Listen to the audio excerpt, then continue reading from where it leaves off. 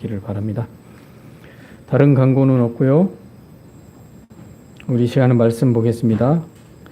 순서대로 나가는데요. 미가서입니다. 미가서 6장 1절에서 5절까지의 말씀입니다. 구약성경 1295쪽입니다.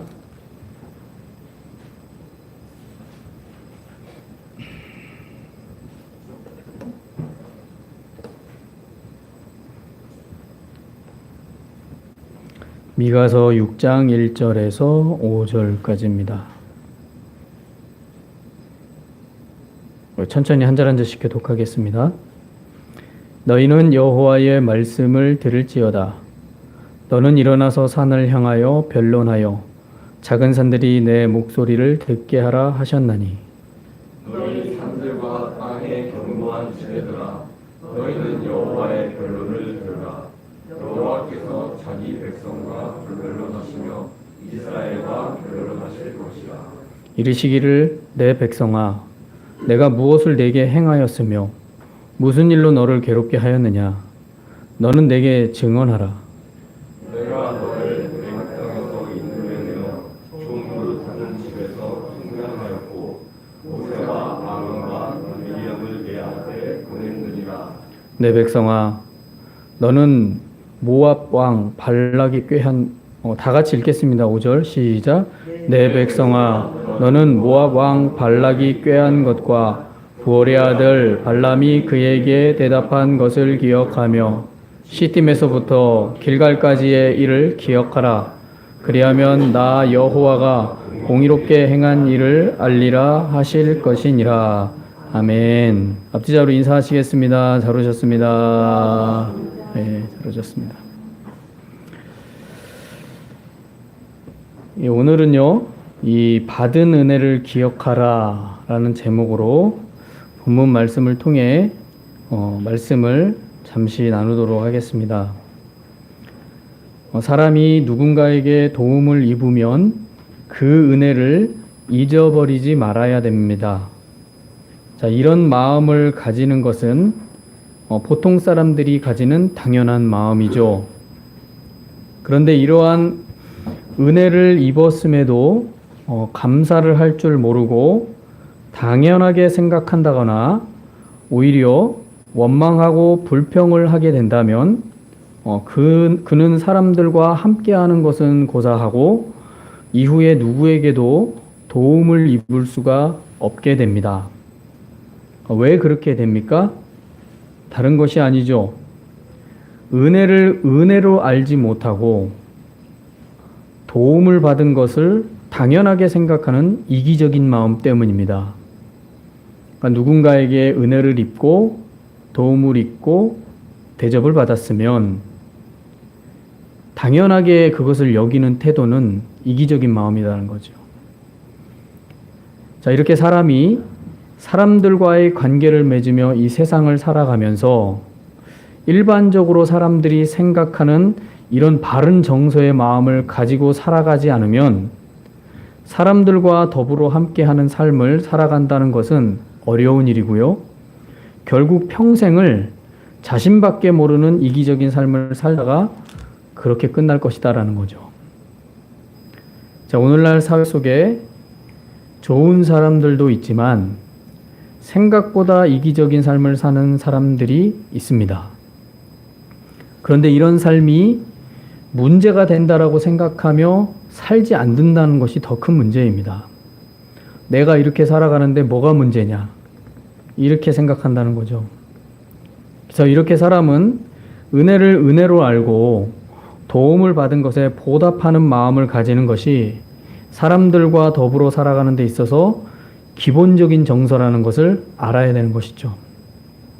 그래서 모든 사람들이 이러한 보통 사람들이 가지는 이 마음만 잘 유지만 해도, 그렇게 유지하고 살아가기만 해도 이 사회는 참 좋은 사회가 되지 않겠는가라는 생각을 해봅니다.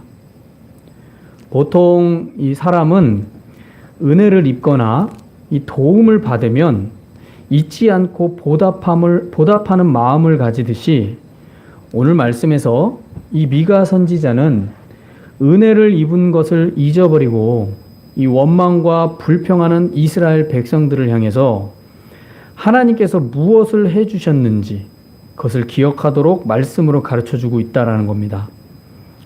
자, 본문에서 미가 선지자는 이스라엘 백성들이 하나님을 원망하고 불평하는 그 이유를 보고서 하나님과 변론하자라는 말씀을 하면서 이스라엘이 얼마나 하나님의 은혜의 선물을 받았는지를 가르쳐주고 있습니다. 자, 미가 선지자가 이런 말씀을 주고 있는 이유는 이스라엘 백성들이 하나님께서 주신 은혜의 선물을 잊어버리고서 원망과 불평을 하고 있기 때문입니다.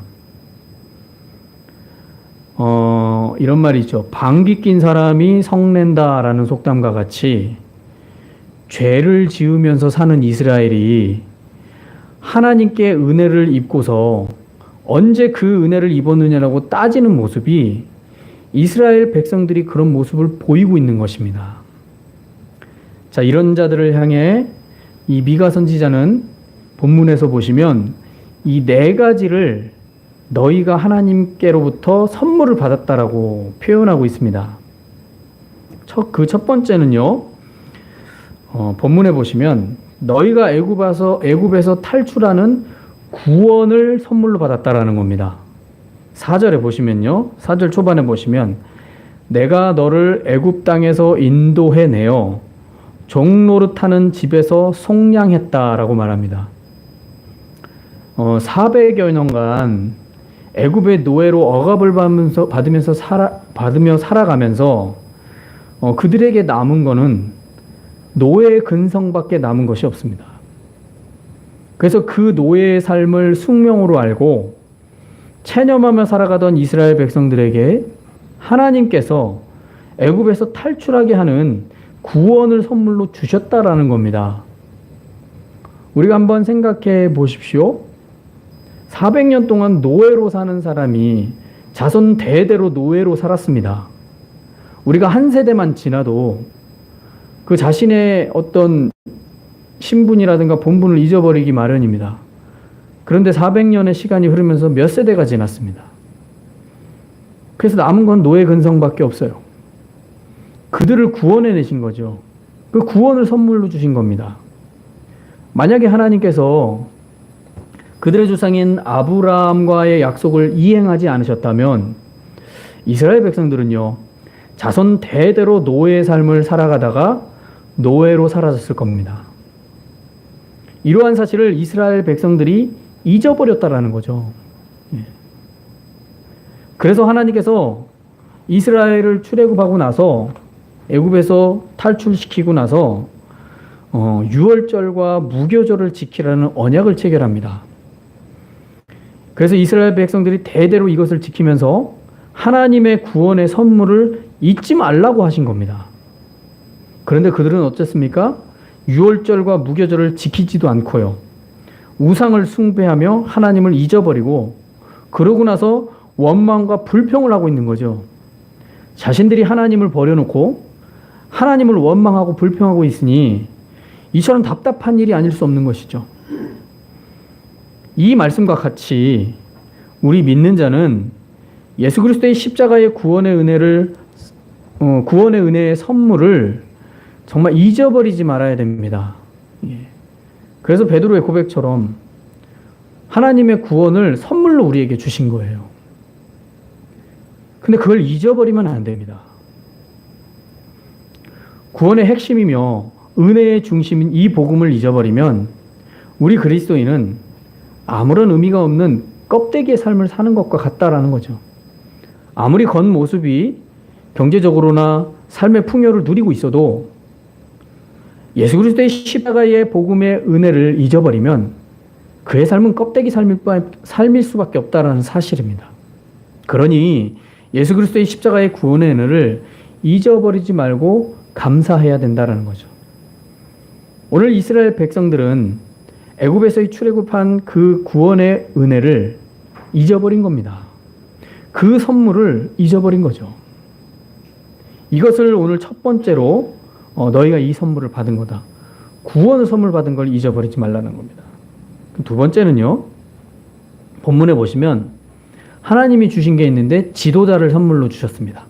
4절 후반에 보면 모세와 아론과 미리암을 내 앞에 보냈느니라 라고 말합니다. 이스라엘 백성들은요, 자신들이 하나님을 어떻게 믿고 또 어떻게 나아가야 하고 어떻게 살아야 하는지 그 길과 인생의 삶을 이끌어주고 인도해줄 지도자 모세와 아론과 미리암을 주셨습니다. 하나님께서 지도자를 주셨다라는 것은 믿는 자에게는 큰 복입니다. 이거는 이미 구약에서부터 우리에게 가르쳐주는 진리죠. 그것도 하나님의 마음에 합한 지도자를 만난다라는 것은 더 복 중에 복이라는 사실입니다. 왜냐하면 그 지도자로 인해서 하나님께 가까이 나아갈 수 있기 때문입니다. 그러니 이스라엘 백성들이 정말 전무후무한 모세라는 지도자, 아론이라는 지도자, 미리암이라는 지도자를 하나님이 보내시고 그들을 통해 자신들을 이끌어 가셨다라는 것은 정말 복 중에 복이라는 거죠.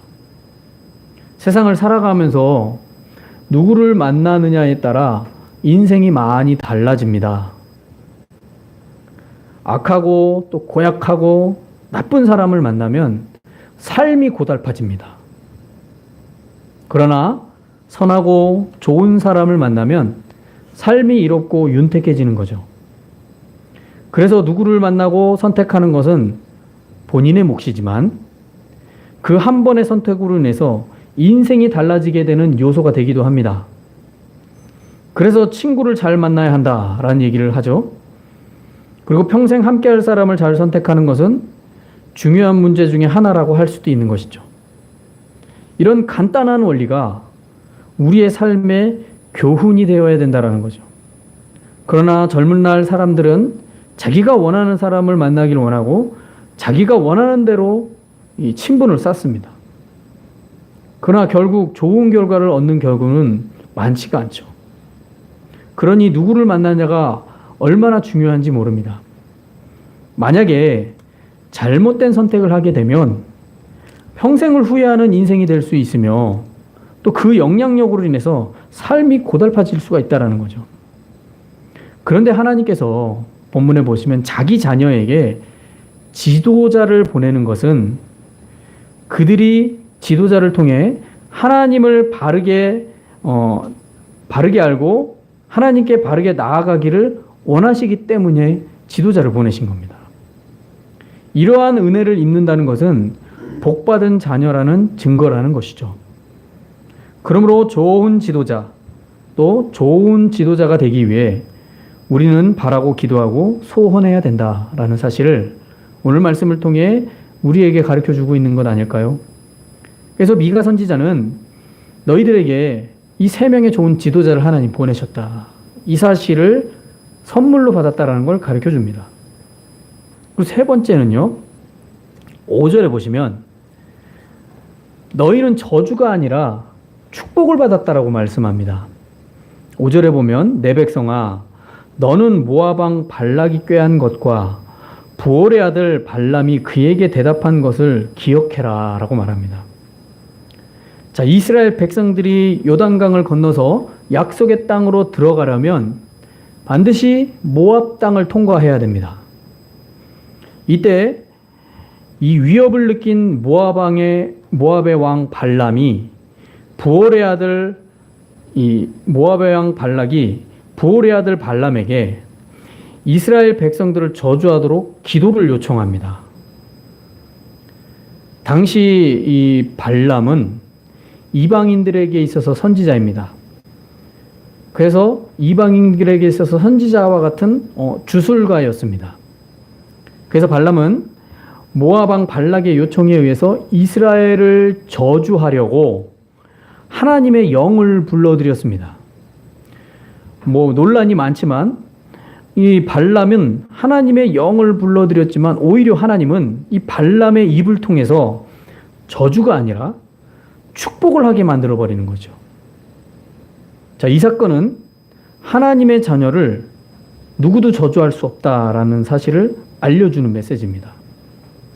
그래서 하나님의 사람을 비방하거나 저주하는 사람은 결코 좋은 결과를 얻을 수 없다라는 사실을 이 발람을 통해서 우리에게 가르쳐 주는 것입니다. 그러니까 미가 선지자는 이스라엘 백성들에게 너희 이거 기억하라라는 거예요. 너희 저주가 아니라 너희를 축복하길 하나님이 원하신다. 그런 축복의 은혜를 입었다. 하나님을 전혀 알지도 못하는 자가 하나님의 영에 의해서 저주가 아닌 축복을 하였다라는 이 사실은 하나님께서 자기 자녀를 얼마나 축복하기를 원하시는지를 말해주는 것입니다. 우리가 믿음 생활하면서 교회 안에서 서로를 축복합니다. 서로를 격려하고 축복해 줍니다. 근데 이것이 계속 반복되다 보니까 그냥 익숙해져 버린 거예요. 그래서 하나님의 축복이라는 것이 가볍게 느껴지게 되어지는 것 아닌가라는 거죠. 그런데 하나님을 전혀 모르는 이방인의 선지자 발람이 저주하려고 생각했는데 축복하게 만든다는 사실. 그러니까 이 사실을 보면 우리 그리스도인에게 하나님이 얼마나 축복하시기를 원하시는지를 우리가 깨달아야 된다는 거죠. 이스라엘은 이거 기억하고 잊지 말라라는 거예요. 하나님이 너희를 축복을 선물로 주셨다라는 겁니다. 자, 이 말씀을 통해 우리 그리스도인은 하나님의 축복을 받을 만한 존재라는 사실을 잊지 말아야 될 줄로 믿습니다. 우리의 정서의 상태나 우리의 삶의 모습이 어떤 모습이든 그것과는 정말 상관없이 우리가 하나님의 자녀라면 하나님은 우리를 축복하기를 원하신다라는 거죠. 그래서 하나님을 믿고 그 믿음 안에 살려고 한다면 그는 하나님의 축복을 받을 만한 자녀라는 사실을 우리가 잊지 말아야 될 줄로 믿습니다. 아무리 세상이 정죄를 하고 또 비난을 하고 욕을 한다고 해도 그리스도인으로서 믿는 자의 자부심을 잊어버리면 안 됩니다. 오히려 믿음을 굳건히 하는 성경이 말하듯이 믿음의 담력을 가져야 됩니다. 이것이 축복을 입은 자녀의 마음 자세라는 것을 잊지 말아야 될 줄로 믿습니다. 오늘 미가 선지자가 이스라엘 백성들에게 이거 잊지 말라라는 거예요. 그때 무슨 일이 있었느냐? 너희를 저주하려고 했던 발람이 하나님의 영을 불러들여서 저주를 선포하려고 하였지만 축복을 선포하지 않았느냐? 너희 이거 기억해라. 너희들이 어떠한 모습이든 하나님은 너희를 축복하기를 원하신다. 이런 축복을 너희가 선물로 받았다. 미가 선지자는 이것을 세 번째로 기억하라라는 거예요. 네 번째는요. 하나님은 땅을 선물로 주셨다라는 사실입니다. 5절 후반에 보면 시딤에서부터 길갈까지의 일을 기억하라 라고 말합니다. 다시 한번 말씀드립니다. 시딤에서부터 길갈까지의 일을 기억하라. 그리하면 너 여호와가 공의롭게 행한 일을 알리라 하실 것이라. 하나님께서 조상 아브라함에게 약속하신 그 약속을 지키셔서 약속의 땅으로 들어가게 하셨습니다. 본문의 5절에 보시면 읽어드렸지만 시딤과 길갈이 나옵니다. 그럼 시딤에서부터 길갈까지의 일을 기억하라. 그럼 도대체 시딤이 어디고 길갈이 어디냐? 그리고 이곳에서 무슨 일이 일어났냐? 이것을 살펴보면 되겠죠. 5절에서 시딤은 이스라엘 백성들이 약속의 땅, 그 가나안 땅을 앞두고 마지막으로 지친 것입니다. 다시 말해 요단강 접경 지역 앞입니다. 그러니까 마지막으로 지친 곳이에요. 그리고 길갈은요, 요단강을 건너서 가나안 땅 입성 후에 처음으로 기념비를 세운 장소가 길갈입니다. 그러니까 요단강을 건너자마자 그 앞에서 기념비를 세운 곳이 길갈입니다. 즉 시딤은 약속의 땅을 들어가기 전에 지친 장소고, 길갈은 약속의 땅을 들어갔을 때의 기념비를 세운 장소입니다. 왜 이걸 기억하고 잊지 말라 말합니까? 이 사건은 하나님의 공의로운 판단 통해서 행해진 것이다라고 5절 후반에 얘기하죠. 그래서 나 여호와가 공의롭게 행한 일을 알리라 라고 말합니다. 이게 굉장히 중요한 사건입니다. 왜냐하면 가나안 땅에 거주하던 가나안 사람들은 하나님이 없는 삶을 살았습니다. 그래서 그들의 죄가 창세기 말씀에 이렇게 표현합니다. 가득 차지 않았다라고 표현합니다. 즉, 죄가 가득 찼을 때 하나님이 그 약속의 땅을 들여보내주시겠다는 약속을 아브라함에게 하신 거예요. 그래서 그 죄의 심판을 받은 것입니다. 가나안 사람 입장에서는 이스라엘 백성들이 약속의 땅에 들어가는 것은 죄의 심판을 받는 시작인 거예요.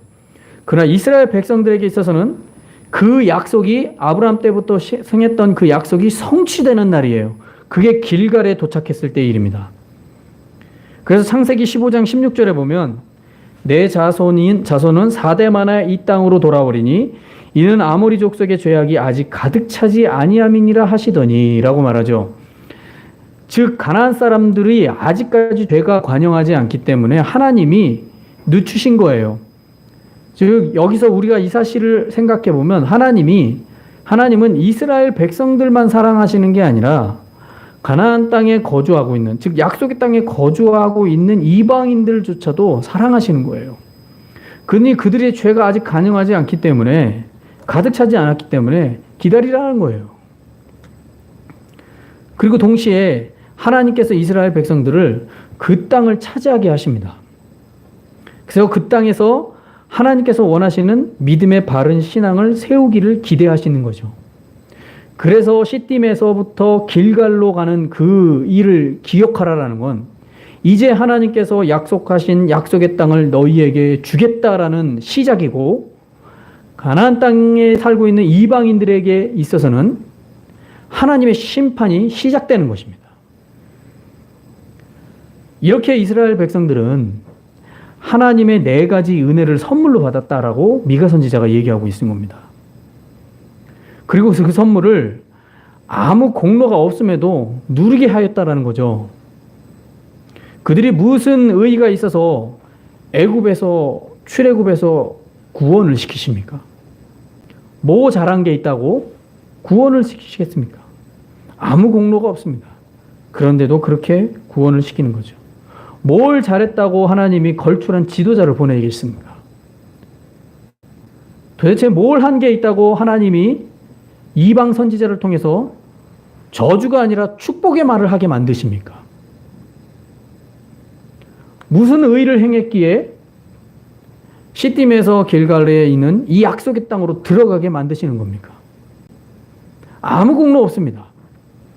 아무 행한 것도 없어요. 우리가 출애굽의 여정을 많이 봐서 아시겠지만 그들이 주로 하던 일은 원망과 불평이었습니다. 하나님이 그렇게 은혜를 베풀어 주시고 이끌어 주셨는데도 주로 하던 일들이 원망과 불평이었어요. 그런데도 하나님은 그렇게 4가지 오늘 은혜의 선물을 주셨다라는 거죠. 미가 선지자는 당시 우상 숭배로 가득한 이스라엘 백성들을 향해, 그렇게 숭배하면서 하나님 원망하고 그들을 향해 너 이런 선물 받은 거 잊지 않느냐, 잊어버리지 말라라는 거예요. 이렇게 아무 공로 없음에도 불구하고 누리게 하셨다라는 것을 너희가 잊지 말아야 된다라는 겁니다. 하나님께 이러한 받은 은혜를 누리게 된 이스라엘 백성들은 하나님께서 주신 이 은혜를 기억해야 되는 겁니다. 그리고 그 받은 은혜에 감사하는 마음을 가지고 바른 믿음 생활을 하면서 하나님을 사랑하고 또 겸손한 마음으로 감사하는 삶을 살아야 된다라는 거죠. 이것이 하나님께 보답하는 길이고 받은 은혜를 잊지 않는 삶입니다. 우리는 오늘 말씀을 통해서요, 우리 그리스도인은 다른 것이 아니라 예수 그리스도의 십자가의 구원의 은혜로 말미암아 구약의 백성들이 누리지 못하고 그리워하다가 끝났던 이 축복 중의 축복인 십자가로 말미암아 주어진 이 구원의 축복을 잊지 말아야 됩니다. 수도 없이 예배 시간에 말씀을 통해서 예수 그리스도의 십자가의 구원의 은혜를 이야기하지만 과연 우리의 마음 가운데 정말 이 구원의 은혜가 세상에 어떠한 것보다 크다라는 사실을 잊지 말아야 되는 것이죠.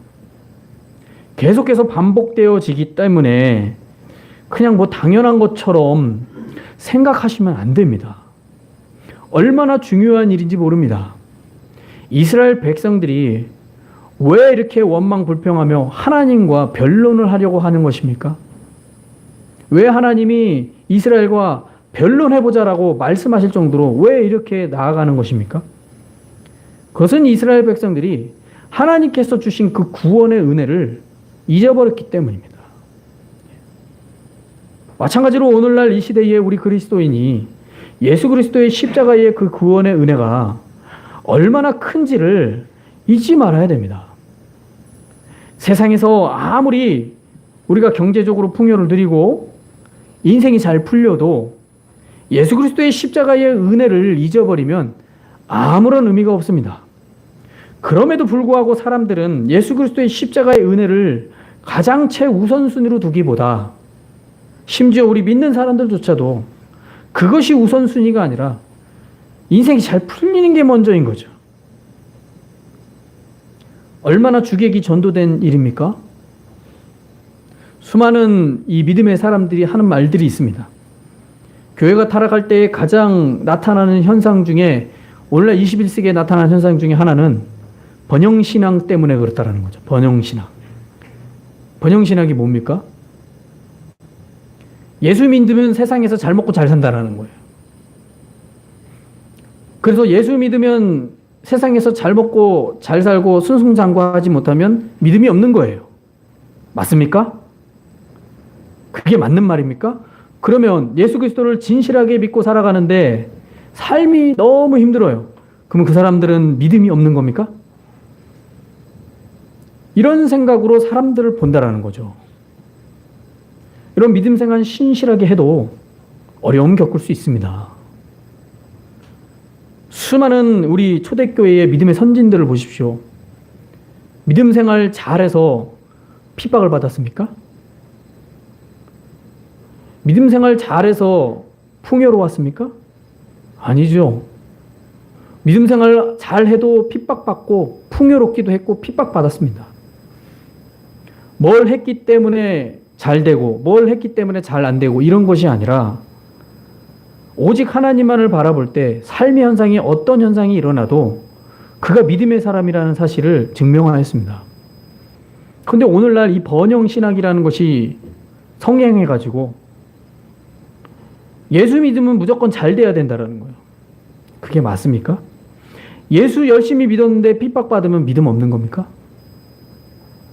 이러한 일들이 나타나면서 정말 본질이신 예수 그리스도의 십자가의 구원의 축복을 잊어버리는 거죠. 그 구원의 축복을 번영신학으로 대체해버리는 거죠. 그래서 세상에서만 잘 되면 된다는 거예요. 이런 일들이 몇십 년 전부터 일어났지만 오늘날에도 그렇다라는 사실에 우리가 개탄하지 아니할 수가 없는 겁니다. 저와 여러분이 예수 그리스도의 십자가의 구원의 축복 외에 다른 것이 최고라고 생각한다면 우리의 신앙은 잘못된 신앙으로 가는 겁니다. 지금까지 우리의 삶을 인도해 주시고 그 하나님을 인도해 주신 그 하나님을 회상하고 기억해 보십시오. 그리고 그렇게 받았던 은혜를 생각해 보십시오. 예수 그리스도의 십자가의 구원의 은혜가 없었다면 과연 하나님이 그렇게 우리를 인도해 주셨을까요? 그리스도의 십자가의 은혜가 없었다면 우리의 인생에 하나님의 돌보심이 있었을까요? 우리의 삶에 계획하는 모든 일 속에서 하나님이 이끌어 가셨을까요? 생각해 보셔야 됩니다. 그리스도의 십자가가 우선인데 그거 외에 부수적으로 주어지는 것이 우선이 된다면 우리는 그릇된 신앙생활을 하는 겁니다. 오늘 미가 선지자가 이스라엘 백성들에게 그것을 말하고 있는 거예요. 너희가 네 가지 은혜를 입었지 않느냐. 네 가지 은혜의 축복을 받았다. 이거 기억하라라는 거예요. 얼마나 하나님께서 이스라엘 백성들이 답답하셨으면 이런 미가 선지자에게 이런 말씀을 주셨겠습니까? 저와 여러분이 오늘 이 미가 선지자를 보지만 여러분 이 미가 선지자가요 뭐 국가에서 예언하는 그런 선지자가 아닙니다. 이 미가 선지자는요 정말 시골 변두리에서 별 볼 일 없는 선지자입니다. 이사야라든가 예레미야처럼 왕에게 직언하는 그런 선지자가 아니에요. 정말 말 그대로 시골 변두리에서 알아주지 않는 별 볼 일 없는 선지자예요. 그런데 왜 이 미가 선지자의 말씀이 오늘 이 66권 성경에 등장합니까? 오늘날 이 시대를 한번 생각해 보십시오. 여러분, 우리가 시골 변두리에서 진실하게 하나님의 말씀을 전하는 전하는 사역자의 말에 귀를 기울이십니까? 우리는 생각해 봐야 됩니다. 목회자들 사이에서도 이런 얘기를 합니다. 시골 변두리에서 별 볼 일 없이 정말 수십 년 동안 이름 없이 빛도 없이 말씀을 전하는 목회자의 말씀이 더 신실한 것을 느낄 수 있다. 이런 얘기를 하기도 합니다. 왜 그럴까요? 하나님을 향한 신실함을 찾아가는 인생은 화려함에 있는 게 아니라는 사실입니다. 오늘 미가 선지자는요, 국정 선지자가 아니에요. 나라에서 예언하는 그런 이사야 같은 사람, 예레미야 같은 선지자가 아니에요. 정말 별별 없는 시골 변두리에서 정말 아무리 외쳐도 듣지 않는 그런 외침을 하는 선지자입니다. 근데 그런 선지자가 이스라엘 백성들이 이런 은혜를 입지 않았느냐. 이런 말씀, 족 같은 이 6장 1절에서 5절 말씀을 우리에게 주시고 또 그때 주셨어요. 근데 이 말씀을 주셨는데 당시 이스라엘 백성들이 이걸 들었을까요? 별별 일 없는 선지자가 말하는데 듣겠냐라는 거죠. 제 생각에는 듣지도 않았을 겁니다. 그러나 오늘날 우리 이 시대에 이 미가 선지자의 말씀을 보면서 우리는 깨달아야 된다는 거죠. 오직 했으면 하나님께서 정말 시골 변두리에 보잘것없는 이 미가 선지자를 들어서 이런 말씀을 전하시겠냐라는 거죠. 그리고 세월이 흘러 오늘날 이 시대에 저와 여러분에게 이런 말씀을 주신다는 사실을 우리가 깊이 새겨야 됩니다. 그러므로 우리가 겉으로 보여지는 화려함이나 보여지는 것에 마음을 빼앗기는 것이 아니라 정말 그리스도인으로서 예수 그리스도의 십자가의 구원의 은혜 축복이 가장 우선순위가 돼야 되고 정말 잊지 마셔야 됩니다.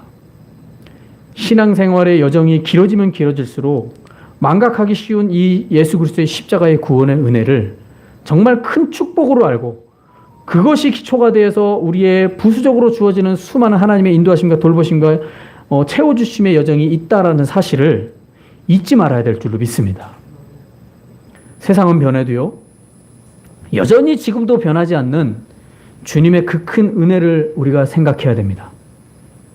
세상은 변합니다. 우리의 마음도 변하고요, 우리의 생각도 변하고 우리의 정서 상태도 변합니다.